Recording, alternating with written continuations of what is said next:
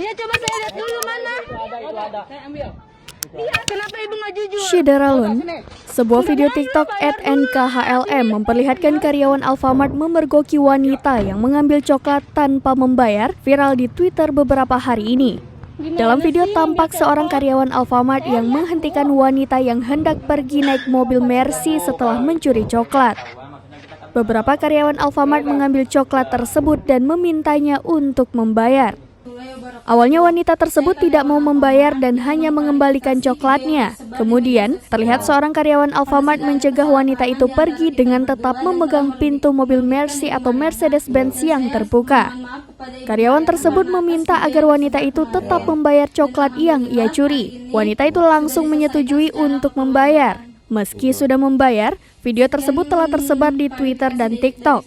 Viralnya video itu membuat wanita yang terciduk mencuri coklat merasa dirugikan. Kemudian, ia meminta karyawan Alfamart tersebut meminta maaf atas tindakannya menyebarkan video dirinya yang ketahuan mencuri coklat dan telah bersedia membayarnya.